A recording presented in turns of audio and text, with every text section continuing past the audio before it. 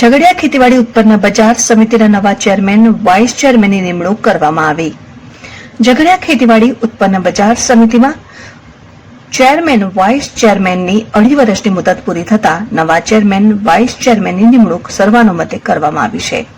પ્રથમ 2.5 વર્ષ માટે ભાજપ પ્રેરિત પેનલના દીપકભાઈ પટેલ ચેરમેન તરીકે ફરજ બજાવી હતી, જેના સ્થાને હવે નવા ચેરમેન તરીકે ભાજપના ધર્મેન્દ્રસિંહ પાંચોલિયાની નિમણૂક કરવામાં આવી છે। વાઇસ ચેરમેન તરીકે પ્રથમ 2.5 વર્ષ માટે પ્રિયાંકભાઈ દેસાઈ વાઇસ ચેરમેન હતા, તેમણે વધુ 2.5 વર્ષ માટે વાઇસ ચેરમેન તરીકે રિપીટ કરવામાં આવ્યા છે। ઝઘડિયા એપીએમસીની સામાન્ય ચૂંટણી 2.5 વર્ષ પહેલા યોજાઈ હતી। નવી વિજેતા થયેલ પેનલમાં દીપકભાઈ પટેલ ચેરમેન તરીકે ચૂંટાયા હતા અને વાઇસ ચેરમેન તરીકે પ્રિયાંકભાઈ દેસાઈ ચૂંટાયા હતા।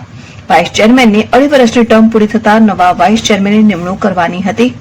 આજે ઝઘડિયા એપીએમસી ખાતે નવા ચેરમેન વાઇસ ચેરમેનની નિમણૂક માટે સમિતિના ડાયરેક્ટરોની સભા મળી હતી, જેમાં સર્વાનુમતે ધર્મેન્દ્રસિંહ પાંચોલિયાની ચેરમેન તરીકે અને વાઇસ ચેરમેન તરીકે પ્રિયાંકભાઈ દેસાઈને વધુ 2.5 વર્ષ માટે રિપીટ કરવામાં આવ્યા છે। અત્રે ઉલ્લેખનીય છે કે એપીએમસી એક્ટ 2020 પ્રમાણે 2 ટર્મથી વધુ સમય માટે ચેરમેન બની ના શકે, જેના અનુસંધાને દીપકભાઈ પટેલના સ્થાને ધર્મેન્દ્રસિંહ પાંચોલિયાની ચેરમેન તરીકે નિમણૂક કરવામાં આવી છે। નવા નિમણૂક પામેલા ચેરમેન વાઇસ ચેરમેનને ઉપસ્થિત ડિરેક્ટરો અને એપીએમસી કર્મચારીગણ તાલુકા ભાજપ દ્વારા શુભેચ્છા પાઠવવામાં આવી હતી।